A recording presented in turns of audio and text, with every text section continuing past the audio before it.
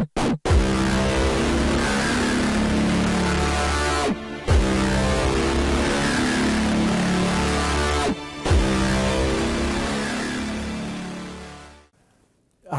I'm Gundersen from Fairwinds. The Fairwinds team has been getting a lot of emails lately about decommissioning Fukushima and comparing it to Chernobyl and to 3 Mile Island. So I thought I'd use this short video to talk to you about the differences between those 3 reactors, all of whom had meltdowns. After the accident at 3 Mile Island, human beings had entered the containment within 1 year of the time of the accident. And within 6 years of the time of the accident, the nuclear core had been completely removed because while it had collapsed, it didn't ever leave the nuclear reactor. At Chernobyl, things were different. The Russians built a complete building over top of the damaged nuclear reactor within 6 months of the nuclear accident. It's called a sarcophagus. And when that sarcophagus was being built, Russians went into the reactor building and determined where the melted core was. They sent robots in, and they were able to find something that's now called the elephant's foot. It was about 100 tons of molten nuclear fuel underneath the nuclear reactor. This brings me to the reason for this video. There are huge differences between the dismantlement of Fukushima and the dismantlement of even something as bad as Chernobyl. And the difference is the groundwater. At Chernobyl, the groundwater never got in and got in direct contact with the nuclear fuel.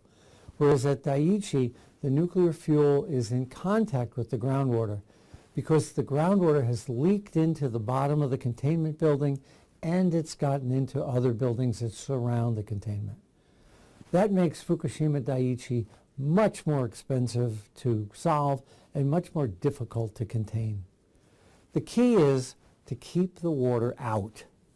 And I've been saying this for 30 months now. The solution is not to pump water out of the containment, but to prevent the water from going in.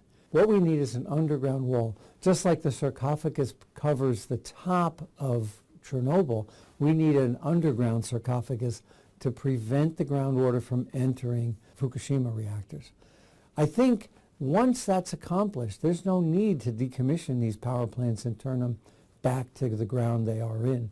And the reason for that is that the exposure to young, brave Japanese workers is going to be way too high for almost 100 years.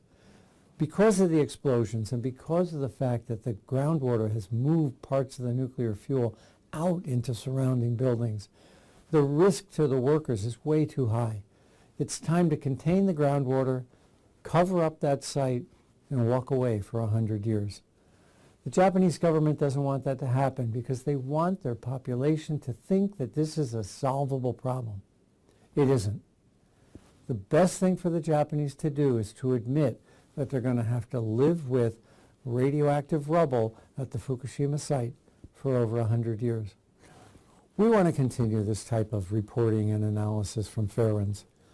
Please help us by joining our community through our Indiegogo campaign and making a donation to our cause. Thank you. I'm Arnie Gundersen. I'll keep you informed.